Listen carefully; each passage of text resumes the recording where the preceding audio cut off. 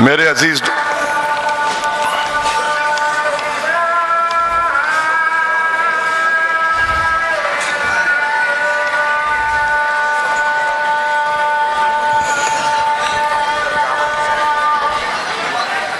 बिस्मिल्लाहिर्रहमानिर्रहीम। मेरे अजीज दोस्तों और बुजुर्गों, हम ख़वातीन के बारे में आपसे अर्ज़ कर रहे थे। गो ये इंतखाबी जलसा है, मगर मैं इस मौके का फ़ायदा उठाते हुए हमारे नौजवानों से अपील करूँगा कि अपनी माँओं की इज़्ज़त करो। और माँ से बड़ी कोई दौलत दुनिया में नहीं है।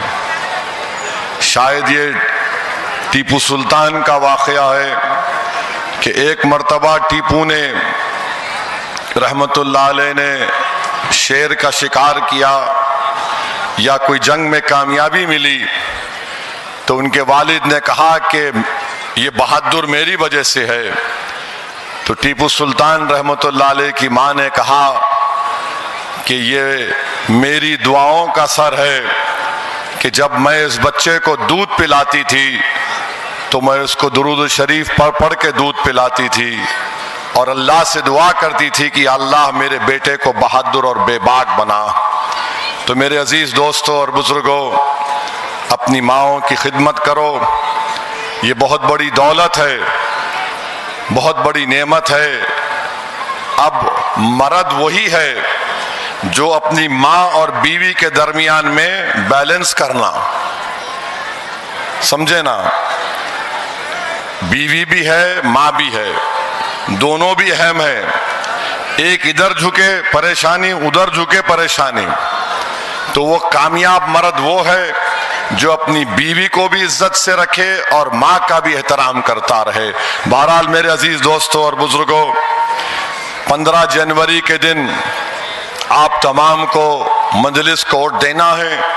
मैं हमारी बहनों से, जो हमारे उम्मीदवार है, उनसे अपील कर रहा हूं कि आप लोग बेबाक होकर काम करिए, बेखौफ होकर काम करिए, मगर एक बात का ख्याल रखिए कि हर कोशिश अदब के दायरे में अगर होगी तो उसमें और ज्यादा बरकत होगी। मेरे अजीज दोस्तों, ये सिर्फ ख़वातीन के लिए नहीं है, मर्द हजरात के लिए भी है। हम खामखा सिर्फ औरतों को ही बोलते, बच्चों को ही बोलना ना, मर्द लोगों को ही बोलना। तो ये इस्लाम इक्वालिटी की बात करता है, मसावात की बात करता है। कोई बड़ा नहीं, कोई छोटा नहीं, हर एक की जिम्मेदारी के लिहाज से कोई बड़ा होता है। और मेरा मानना यह है कि कभी भी बीवी से झगड़ा नहीं करना। कामयाब शादी है कि बीवी अगर कुछ बोल रही तो खामोश सुन लेना, बाहर निकल के तकरीर करना मेरे जैसा, समझे ना आप। ये कामयाबी का राज है। आप सबसे बहस कर सकते, बीवी से नहीं करना, हार जाते। मैं आपको हमारी शादी के 30 साल तजुर्बा, घर का राज बता रहा हूं। जाना है मुझे 13 तारीख के बाद, मगर बता के जा रहा हूं ताकि आप लोग खुशी से अपनी जिंदगी गुजार सके।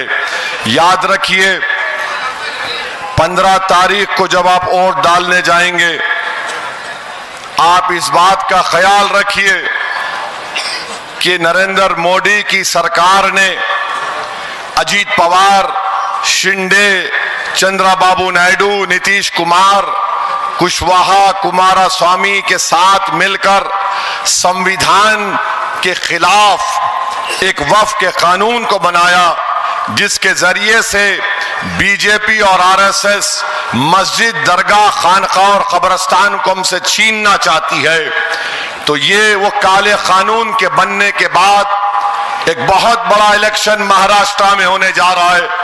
अगर आप अपनी वोट के जरिए से दिल्ली के बादशाह को एक पैगाम देंगे कि तुमने जो कानून बनाया, जो संविधान के खिलाफ है, आर्टिकल 14, 25 और 26 के खिलाफ है, तो हम एक बहुत बड़ा इत्तेहाद का पैगाम दिल्ली हुकूमत को दे सकेंगे, ताकि उनको मालूम हो जाए कि कभी भी कोई कॉम्प्रोमाइज नहीं किया जा सकता जहां पर मस्जिद के और दरगाह और खानखाहों और कब्रिस्तान की बात आती है।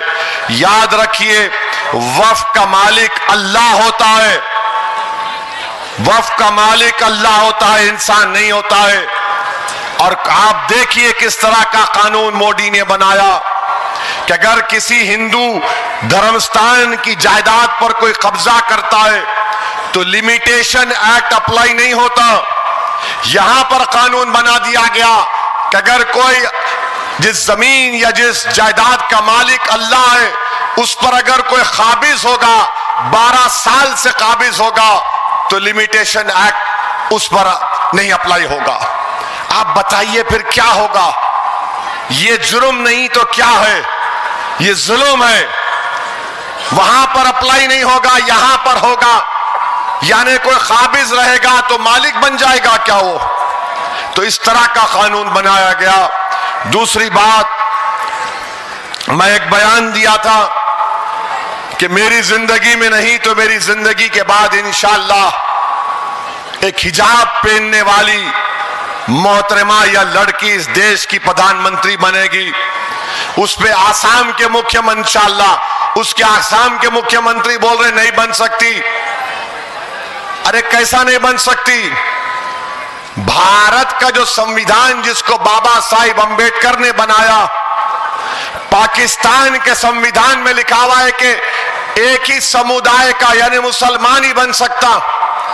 हमने जो संविधान बनाया अपने लिए, जो बाबा साहिब अंबेडकर ने बनाया, उन्होंने कहा कोई भी बन सकता है बशर्ते कि वो भारत का नागरिक हो, 25 साल से ज्यादा उसकी उम्र हो, पागल ना हो, दीवाना ना हो। आपका ये बोलना आप समझ गए मैं क्या बोल रहा हूं। मगर आप बताइए आखिर क्या नफरत है तुमको? क्या नफरत है तुमको? बहरहाल इंशाअल्लाह ताला ये नफरत की दीवारें खत्म होगी, मोहब्बत आम होगा। और ये बार बार मुस्लिम बाहुल इलाकों में जाकर बोलना या बांग्लादेशी है, जन्म पत्र मत दो, फुला मत दो, अब तो हद हो गई। उत्तर प्रदेश के बाबा सबको पीछे छोड़ दिए। उन्होंने अपनी पुलिस को बोले कि एक इलाके में जाओ, वहां पर चेकिंग करो, तो वहां के डीवाईएसपी साहब, एसीपी साहब ने यह कहा, एक 70 साल के बूढ़े को बुलाकर कहा तुम बांग्लादेशी? वो बोला मैं अरारिया बिहार का हूं, 22 साल से इस जगह पर रह रहा हूं। तो एसीपी साहब बोले नहीं तू बांग्लादेशी है। उसने कहा नहीं हूं। बोले नहीं तू पलट, तेरी पीठ दिखा। बेचारा गरीब हजरत पुलिस को देख के डर गया। उन्हें बोले अम्मा शैतान आ गया, उन्हें पीठ पलटा दिया। दोनों क्या करे, उनका फोन निकाले, ऐसा फोन निकाल के उसकी पीठ पे ऐसा रख दिए, देख फोन बोल रहा तू बांग्लादेशी है। हो बेचारा गरीब परेशान। तो मैं ये बोलना चाह रहा हूं कि अब फोन रख के देख रहे, काश ये बीजेपी आरएसएस के लोग, भारत के वो करोड़ों लोग जो गरीब हैं, उनके पेट पर रखकर ये कोई फोन बोलता कि पेट में कितने मर्तबा खाना खाया, कितना भूखा है वो। अरे तुम फोन के जरिए से नफरत की मिसालें पेश कर रहे हो। याद रखो तुम्हारा नफरत तुमको ही एक दिन इंशाअल्लाह ताला कमजोर करके रख देगा। तो मेरे अजीज दोस्तों और बुजुर्गों, मुझे ज्यादा कुछ नहीं कहना है।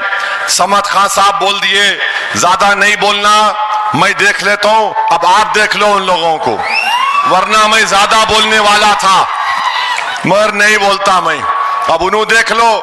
अब उनको देखना भी क्या है, उन लोगों को, उन्हें खुद बोल रहा मेरे को एक नहीं मिला खड़ा करने को। तो खैर आपका बहुत बहुत शुक्रिया। और इंशाअल्लाह ताला आपकी कामयाबी के बाद मैं जरूर यहां पर आऊंगा आप लोगों का शुक्रिया अदा करने के लिए कि आपने मंजलिस के 6 कैंडिडेट को कामयाब किया। क्या आप पूरे मिलकर प्रभाग 4 से मंजलिस को देंगे इंशाअल्लाह?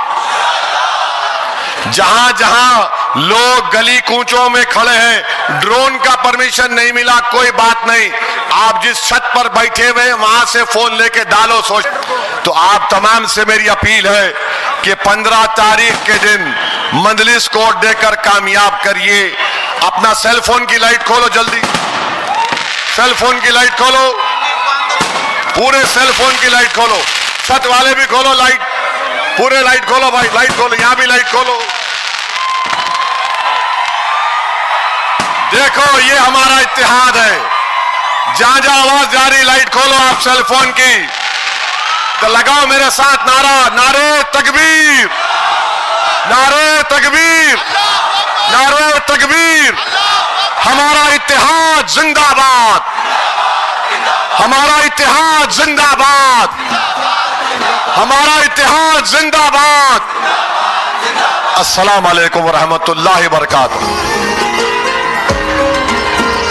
जिंदगी के बारे में सिर्फ पतंग पतंग पतंग, मोटे काटे जान से सिर्फ पतंग पतंग, हो गई है तरफ से सिर्फ पतंग पतंग पतंग। जिंदगी के